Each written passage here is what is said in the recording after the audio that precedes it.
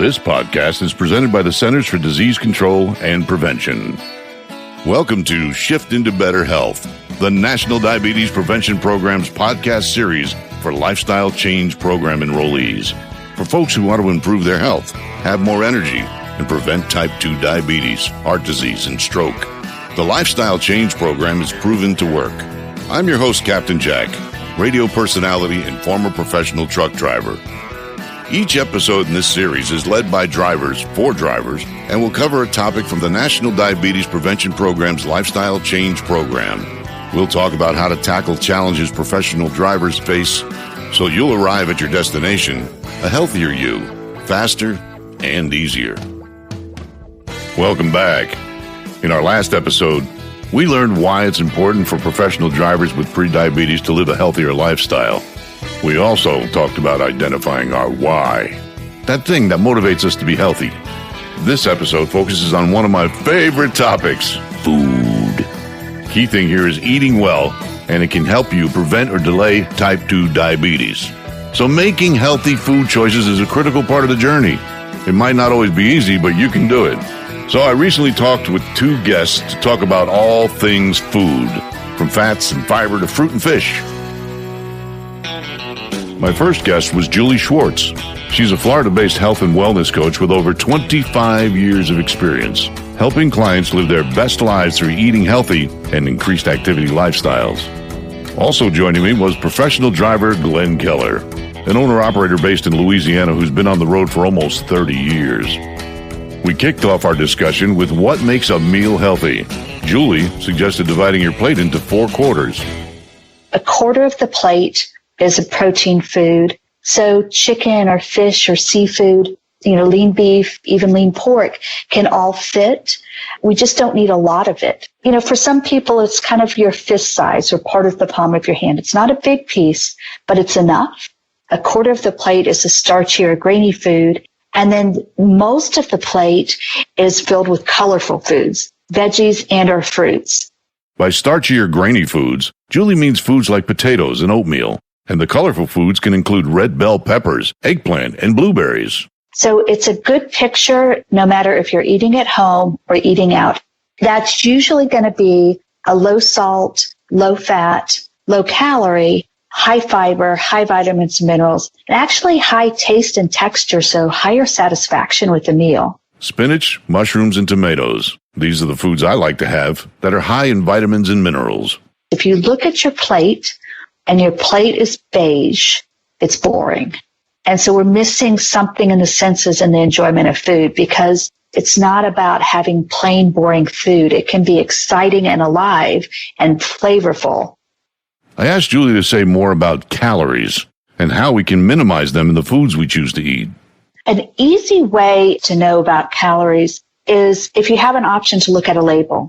And right there on the label, it tells you what's a serving and calories. It's really about watching the cakes, the cookies, the ice creams, the desserts, and then the snack foods that you get more in the boxes and the bags. Those tend to be higher calories. We know that diets that have a lot of high fat, high sugar, high salt foods, although that helps make them more tasty, it also makes them less healthy. When you think of things that are high in fat, truckers can really look at watching fried foods. If they're eating beef, the more marbled, more pinkish color when it's raw, the beef, then the more fatty. A lean beef when it's raw is going to be really red. It looks like a really solid muscle. Another area like our processed foods, our cured meats, bacon, salami, bologna, hot dogs, sausages, those can be high fat and high sodium, sometimes even sugar added. Looking at things like bacon, I've talked with truckers before and we talk about eating shrimp and, let's wrap that shrimp in bacon. It's like, yeah, that's tasty. However, maybe not what you want to do all the time, right? So it can be looking at your salad dressings, your mayonnaise, butter, and gravy sauces and cheese. Those can be foods that are high in fat.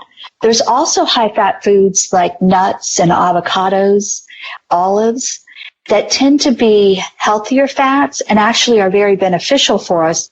But calorie-wise, they're still fat, so we still need to watch out and not have too much. And, calories are pretty individual. It's really based on an individual person's size, their activity, and their metabolism. Finding out what calories really meant and what the label really meant actually helped me out a whole lot, because I pick something up and it'll say 10 calories, 15 calories. I had no idea that was per serving. And there may be 10 servings in there. I just thought it was 10 calories in the whole bag, in the whole bottle, in the whole box. Right. Listen, if you're going to do the right thing, sometimes it's not, go pick it up and just throw it down your throat. You have to pay a little bit of attention to it. I mean, it's up to us to read the labels. Like you said, Glenn, got to read the labels. 27 years ago when I started, everything in the truck stop was greasy. You saw the hot dogs spinning up there. You saw the little greasy burgers sitting under the hot lamp. Probably didn't have any business eating any of it. But now when you walk in and having a choice, I don't have to eat that stuff anymore. I can eat better. But now you could go in the truck stop, and one of the first things you see in most truck stops is this big barrel with ice in it, and they have cups of fruit, cantaloupe, watermelon, grapes.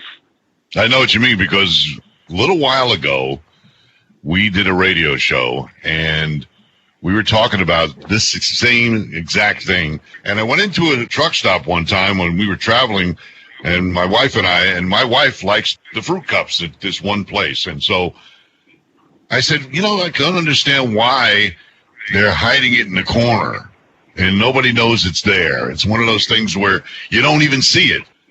And we made a big deal out of it. And this particular truck stop turned around, and the next time we went in, all of a sudden, big sign, fresh fruit. It is so true. When healthy food is placed up front and looks appealing, people will choose it. I'm an advocate for being an advocate, to get out there and say something to the establishments that you stop at. If enough people say things, they'll change. There are a lot of unhealthy food options out there, whether at truck stops, on restaurant menus, or at the supermarket. I wanted to know if Julie thought there were certain foods drivers should simply avoid. Think about minimizing instead of avoiding, because avoiding tends to have that mindset of you don't have a choice, but this is your choice. It's looking for descriptors, crispy, creamy, loaded. Those are words that are going to mean high calorie, high fat, high salt, and possibly high sugar. So we do want to minimize the fried foods, the creamy foods, the desserts, the candies, and really the processed foods as much as possible. Now, that doesn't mean that you're not going to have things in boxes and cans, because it's convenient. Sometimes, especially on the road, it's what you get. I actually had a trucker one time as a patient, and he'd been really rocking his program and thought, I'm going to go home and I'm going to eat all those favorite foods of mine. I know I'm going to come back. I will have gained weight. So we talked out a plan, and he went and he had all his favorite foods. He just had way smaller portions. So it's really about portion as well and balancing out. You might have something that's just not quite as healthy over here on half your plate, but make that other half colorful, and there's some balance. I think the big start for me was the portion issue, deciding on smaller portions. You'd go in there and pay $7, almost $8 for 4 pieces of chicken. Then right next to that, they'll have 9 pieces for $9.99. So you mean I could get 5 more pieces of chicken for $2? And it was dark meat, baby. and I would bite on it every time. I mean, besides the fact there was fat and grease and all of that, because I liked it, I realized I didn't have to stop eating it. I just had to eat a smaller portion. And so when I realized that I could go in and get maybe a 2-piece, at the most a 3-piece, that it was going to be just as filling as if I got the 9-piece, because I wasn't going to be able to eat all 9 of them at the same time anyway. And then, like I was saying before, it's better for me to reach down on the side of the seat and get a few grapes out of the cup or a few pieces of melon than it was to reach down in that whole bucket of chicken. I did the same thing as you did. 4 pounds of meat. Ah, yeah, I'll do that.